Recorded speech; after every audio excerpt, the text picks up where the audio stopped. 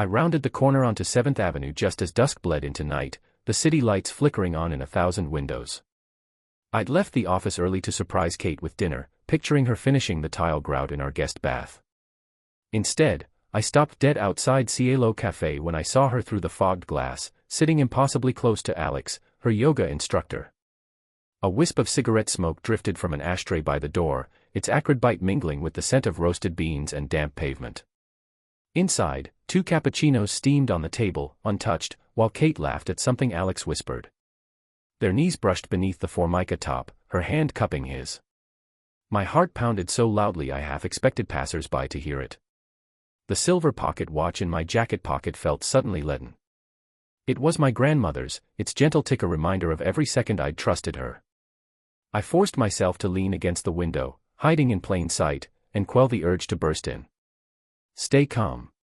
Observe.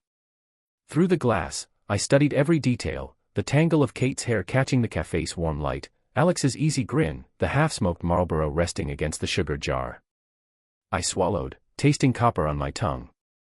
She said she was at that class until 7:30. Yet here she was at 8:10, sharing secret dinners while our son waited at home. I closed my eyes and inhaled the humid evening air, tinged with traffic and sea salt from the nearby Hudson. The café's neon sign buzzed overhead, late night hours. The world outside carried on, oblivious to my sudden collapse. I opened my eyes and pressed my palm to the window, leaving a faint smudge on the glass. A barista stepped out to clear an empty table. The door jingled, and Alex looked up. Their eyes met mine through the pane, Kate's smile faltering.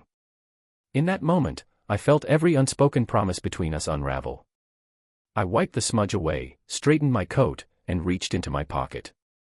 I pulled out the pocket watch and clicked it open. The second hand traced its path as methodically as my shock turned to resolve. I pressed the back of my hand to the cool metal and whispered, "Time to begin." I stepped back into the sidewalk crowd, each footstep deliberate. The hum of tires and distant sirens reminded me this was New York, where nothing happens in isolation. Behind me, the café's glow framed their silhouettes, but I refused to linger. As I walked, I mapped my next moves, capture that photo's timestamp, check her banking app for strange charges, sift through message logs. No outburst, no public scene, only a calm, systematic gathering of facts. The city's rhythm pulsed around me, its chaos mirroring the storm in my chest, yet beneath it I felt a steady heartbeat of purpose. I slipped the watch back into my pocket, its tick now a call to action, and stepped under the street lamp's glow, determined to meet betrayal with reason. This wasn't the end of our story, but the point where I turned disbelief into deliberate steps forward. And so, with the city's hum in my ears and the cool metal of that watch in my hand, I began. That night, sleep eluded me. In the darkness, I reached out for the silver pocket watch, its back engraved with our wedding date, and felt its steady tick beneath my fingertips.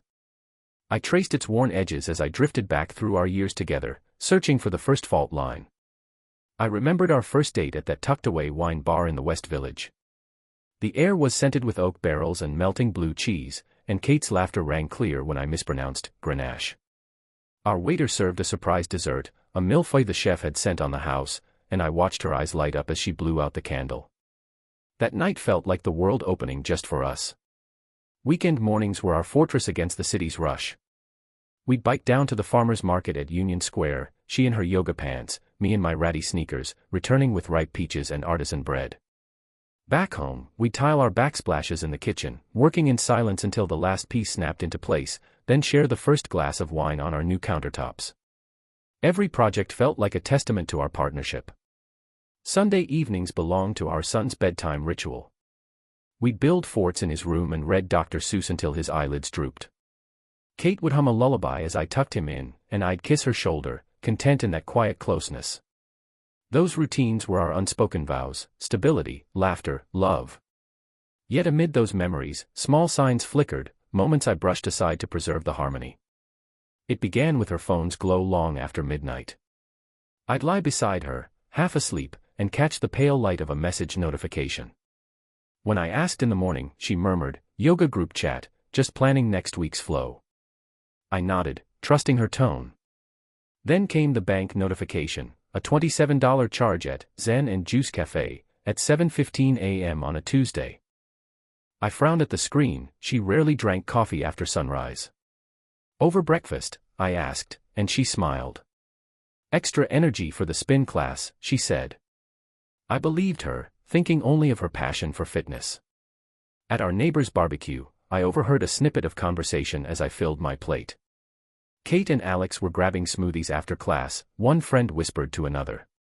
I swallowed, my hand pausing over the coleslaw. Later, I cornered Kate in the kitchen. She shrugged. He had free passes. I thought it'd be nice to catch up. I forced a laugh and returned to the grill, though unease settled in my gut. One evening, I arrived home early and found the front door unlocked. Inside, the air smelled faintly of sandalwood and jasmine, her usual perfume, but beneath it was something spicier, unfamiliar. I followed the scent to the living room, where a yoga mat lay rolled up and her laptop charged on the coffee table. I picked up the mat, noting flecks of coffee grounds on its edge. Not my brew. I set it aside without a word. My silent investigation gained momentum when I borrowed her tablet to add a grocery item to our shared list. A hidden chat app icon caught my eye in the corner. Curious, I tapped it open and discovered a thread with, "At Sunrise Sessions." Inside were messages time-stamped before dawn: "Loved our talk today, can't wait for tomorrow's flow, meet me for breakfast." My chest tightened. I scrolled further, capturing the earliest entry, May 18th, 6:03 a.m., "Thank you for that push-up tip." I took screenshots, then closed the app and slipped the tablet back onto the sofa. Evidence, I thought, catalogued at last. Each clue piled on the last: the glow of her phone, the coffee charges, the whispered rumors, the scented mat, the secret chat.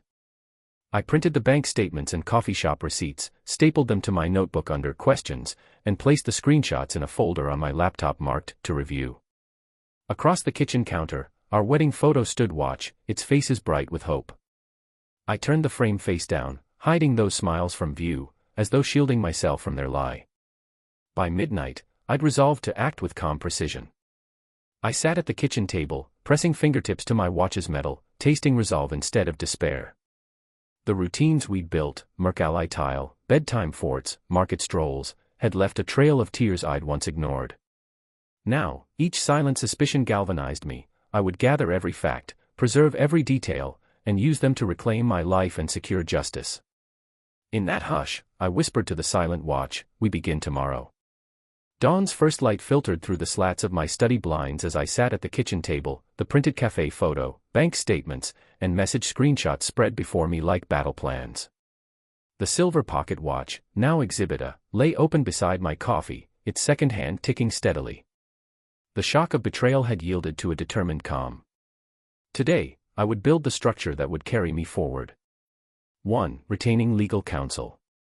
By mid-morning, I found myself in the sleek lobby of Bernstein and Hartman Family Law. My hands gripped the "privileged evidence" binder, its spine weighted with tabbed documents. Exhibit A, silver pocket watch, engraving obscured, symbol of lost time. Exhibit B, CAFÉ photograph, Kate and Alex at 6:42 a.m., June 5th. Exhibit C, rideshare receipts, Zen and Juice pickups at 7:15 and 6:03 a.m. Exhibit D, message screenshots, I live for our sunrise chats, can't wait for tomorrow's flow. Exhibit E, espresso grounds and ash residue from her yoga mat. Within the paneled office, attorney Rachel Bernstein offered a firm handshake. I laid out each exhibit in order: photo, receipts, screenshots, then the small Ziploc bag containing the stained coffee grounds. She examined them with professional focus, nodded, and closed the binder. "This is meticulous," she said. "Under attorney-client privilege, we'll draft petitions for temporary custody and spousal support, file emergency motions to freeze joint accounts, and seek expedited hearings. We'll use your evidence to establish both betrayal and her neglect of parental duties." I signed the engagement letter, absorbing her outlined timeline. Within 3 days, file for temporary orders, custody, support, financial restraints. Within 5 days, serve Kate and schedule initial hearing. Within 7 days, submit final exhibit list. Each step transformed my turmoil into a precise agenda. As I left her office, the binder felt less like weight and more like a tool. 2. Enlisting my support network. That afternoon, I called my brother, Daniel, who'd wired our childhood treehouse with every imaginable gadget. Over toasted sandwiches at our favorite deli, I spread out the condo's floor plan. "I need 2 cameras," I said, tapping the living room sketch, "and one over the front door." Daniel nodded enthusiastically, already lining up equipment on his phone. "Motion activated, night vision, time-stamped. No one will know they're there." Later, I met my longtime friend Dr. Lila Chen, licensed psychologist and confidant, at a quiet cafe near the Hudson. Between sips of jasmine tea, I recounted the behaviors I'd noticed: Kate's hesitation when asked about mornings, Alex's lingering touches when he demonstrated a pose. Lila offered counsel on securing admissible audio, place a recorder in common areas, living room shelves or kitchen backsplash. Conversations there can't be deemed private. Then, when you confront her, frame questions neutrally: "What did you discuss this morning?" Their responses will speak for themselves. Between Daniel's technical prowess and Lila's insight, my plan found both hardware and psychology, a dual approach that solidified my confidence. 3. Preserving and cataloging evidence. Saturday dawned bright over Manhattan. Daniel arrived before sunrise, armed with 2 sleek Wi-Fi-enabled cameras. We mounted one above the front door, its lens concealed in a decorative corbel, and another discreetly above the living room bookshelf. He ran cables through the attic, attached them to his mobile router, and tested the feeds: crystal clear, date-stamped footage, sensitive to the slightest motion.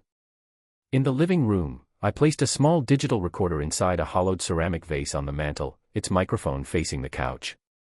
We tested it with whispered phrases: "Is this mic working?" And the playback crackled with perfect fidelity. Back in my study, I turned to the digital realm. I backed up Kate's work phone on an encrypted external drive, text archives, email logs, deleted files. I printed rideshare receipts and cafe statements on archival paper, laminated them for durability, and filed them in a binder. My spreadsheet cataloged each item with columns for date collected, type, source, and storage location: drive A, USB key B, binder C. I placed the silver watch, the Ziploc bag of grounds, and the apartment key in a small safe bolted beneath my desk. 2 USB keys, labeled Q1 and Q2, sat beside it. Each click of lock and key turned evidence into an unassailable record. 4. Drafting and notarizing proposals. Monday morning, I met neighbor and notary public Jenna Ramirez at her sunlit home office. In my briefcase were 2 sets of documents drafted by Rachel Bernstein. 1 custody and visitation proposal. Joint legal custody, ensuring shared decision-making. Primary physical custody with me, Kate granted structured visitation every other weekend and alternating major holidays. Temporary child support at standard state guidelines. 2 asset division matrix. Condo equity, proposed freeze and escrow arrangement. Retirement accounts, separate balances as of filing date. Personal property, workshop tools and pocket watch to me, yoga gear and art collection to her. Jenna stamped and notarized each page, her seal embossing the proposals into enforceable instruments. As I tucked the sealed envelopes into my portfolio, my resolve crystallized: I had protected my son's stability and my own future. 5. Financial planning and valuation. That afternoon, I met CPA Marcus Delgado at his Manhattan office. I slid over the asset matrix and bank statements. Marcus ran scenarios. Home equity, current appraisal, freeze pending litigation or potential buyout. Retirement accounts, tax implications of maintaining separate 401k and IRA funds. Liquid assets, freeze joint checking, with escrow provisions for childcare expenses. He generated a concise report, complete with projected cash flows and tax projections, and emailed it to Rachel. With finances secured, one more domain of my life fell into place. 6. Hearing preparation. By Wednesday, my study had become command central: camera feeds on one screen, a timeline corkboard on the wall, and the half-assembled music box humming on the workbench. I rehearsed my opening statement aloud. On June 5 at 6:42 a.m., Exhibit B, the surveillance footage, records Ms. Williams exiting here with Mr. Reynolds, contrary to her representation that she was home. Exhibit C, rideshare logs, confirm her departure times. Exhibit D, the text logs, reveal their intimate involvement. Each run-through rendered my voice steadier, gliding over the tremors of betrayal. The silver watch, once a symbol of our vow, now rested in my pocket, a metronome for my precise plan. That evening, Rachel emailed the hearing date, July 18th at 10 a.m., and reminded me of the July 11th deadline for exhibits. I updated my master list, verified seals on the binders and files, and crossed off every task. The sky over New York darkened outside, but in the glow of my desk lamp, I felt a quiet certainty. I had transformed heartbreak into a deliberate pursuit of justice. In less than a week, I had evolved from a man adrift in shock to one anchored by structure and resolve. Each camera, each notarized page, each financial report was a step forward, building a solid foundation for the confrontation to come. The silver watch, once a silent token of shared time, had become the pulse of my purposeful reclamation, steady, measured, and unwavering. I arrived at Bernstein and Hartman's conference room at exactly 10 a.m., carrying the three symbols of my journey: the silver pocket watch, now Exhibit A, nestled in its velvet pouch, the pastel sugar jar ashtray containing Ashley's coffee ground residue, Exhibit B, and our framed wedding photograph, its glass reflecting the morning light. The room's floor-to-ceiling windows offered a view of the Upper East Side, but my focus was the polished oak table where my wife sat, flanked by her attorney. Attorney Bernstein opened her binder. "We'll review Exhibits A through D, then discuss resolution terms." She clicked the remote, and the screen flickered to the first slide. Exhibit A, the close-up photo from June 5, 6:42 a.m., showing Ashley and Alex leaning over cappuccinos in that pastel-tiled cafe. Their hands touched, her ring finger beside his. Ashley's face, caught mid-smile, went pale under the scrutiny of her own betrayal. Bernstein advanced to Exhibit B, rideshare records, Zen and Juice pickups at 7:15 a.m. on multiple dates. I slid the printed receipts toward Ashley. "These confirm your departures while you told me you were home preparing breakfasts for our son," I said evenly, meeting her eyes. Her attorney flipped through pages, nodding. I reached forward and lifted the wedding photo. "This," I said, placing it in front of her, "was taken on our wedding day, our vows captured in light." I tapped the silver frame, letting its echo fill the silence. "That promise was entrusted to you." I set the photo on her side of the table and tapped the ashtray. "And this," I said, lifting it, "held evidence of your secret mornings." The coffee grounds at its bottom drew a thin, gray line of truth. I returned the ashtray to its spot and watched the color drain from her cheeks. Bernstein clicked to Exhibit C, text message logs from the hidden, at early mornings, thread, lines like, "I live for our sunrise chats," and, "Your energy is my motivation." Each message scrolled across the screen, silent yet damning. Ashley's attorney cleared her throat. Bernstein advanced to Exhibit D, the encrypted metadata from the CAFÉ photo, confirming its location and timestamp were unaltered. The room felt smaller, charged with every lie laid bare. I inhaled, steady. "I'm not here for dramatics," I said, voice calm. "I'm here to protect our son and the integrity of our home." I gestured to the neatly typed settlement sheet on the table: joint legal custody, primary physical custody with me, equitable property division, and structured visitation. "I drafted terms consistent with these facts," I added. I slid the agreement toward Ashley. Her hand trembled as she reached for the silver pen I'd placed beside the watch, once the instrument of our dreams, now a marker of accountability. She exhaled, closed her eyes, and signed. I followed, placing my signature with deliberate care. Bernstein stamped the document. The soft thud echoed like a gavel. No tears from me, only the quiet click of pen on paper signaling resolution. As we stood, I offered Ashley a brief nod, a gesture of closure, not malice. Outside, the corridor's light felt sharp, but inside I sensed only the calm aftermath of justice served. The watch, the ashtray, and the photo remained on the table, silent witnesses to both promise broken and purpose reclaimed. And as I slipped the watch into my pocket, its ticking felt less like a countdown of loss and more like the steady heartbeat of a new beginning. A fortnight after the conference room signing, the court's final decree arrived by mail. I sat at our kitchen island, where that first anonymous photo had shattered my world, and unfolded the judge's order: joint legal custody affirmed, primary physical custody granted to me, and a clear visitation schedule for Kate. Our co-op apartment remained mine, with her share held in escrow. Retirement and brokerage accounts were split equitably. Child and spousal support were set on schedule, ensuring our son's needs would always come first. I placed the decree beside the silver pocket watch on the counter, its tick now steady, no longer echoing betrayal but bearing witness to resolution. Across the room, the pastel sugar jar ashtray sat on a side table, its residue cleaned and stored away. And there, on the living room mantel, our wedding photo stood upright again, its bright smiles restored to balance. That afternoon, I returned to my garage workshop for the first time in weeks. The half-completed music box I'd abandoned lay on the bench, its mechanism silent.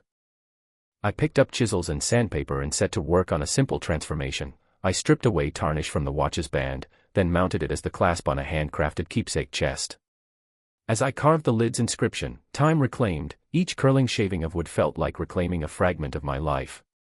When I snapped the clasp shut, the watch nestled inside, its tick now a heartbeat of hope. On Saturday evening, I hosted a small backyard dinner for my brother, Daniel, Dr. Lila Chen, and my father, those steadfast allies who'd seen me through every step. Under string lights, we grilled fish tacos and laughed over memories of childhood pranks and college adventures. My son chased fireflies, his laughter bright as any melody. When he ran to me clutching a seashell he'd found by the bay, I handed him the finished keepsake chest. He opened it and placed the shell inside alongside a small toy car he treasured. "For good times," he said, his eyes shining. In that moment, I felt the full arc of our journey, from fractured trust to gentle joy. Sunday dawned with sky the color of pale rose. I launched my blog, still ticking, with a post titled, "Blueprints of Resilience." I shared the exact steps I'd taken, observing without panic, preserving evidence, consulting counsel, and channeling pain into deliberate action. I wrote about the watch-turned-keepsake chest, how the same hands that cleaned betrayal's stain could create something enduring. Within hours, messages arrived. "Your calm guide showed me the way. Thank you for teaching me strength through structure. I'm rebuilding, one step at a time." A community began to coalesce around the principles of methodical recovery and quiet courage. That evening, I walked my son to his spring soccer practice along the Riverwalk. The lights of the city reflected in the water, and he ran ahead, calling back, "Dad, look." I unzipped my jacket and placed the chest gently in my pocket beside the silver watch. Each step along the paved path pulsed with possibility. The echoes of betrayal had given way to a new cadence of purpose. Back home, I set the music chest, wedding photo, and final decree side by side on my desk, 3 markers of promise, accountability, and renewal. In their silent company, I felt no lingering bitterness, only the steady rhythm of time reclaimed and a quiet confidence that the next chapter would be written by my own deliberate hand.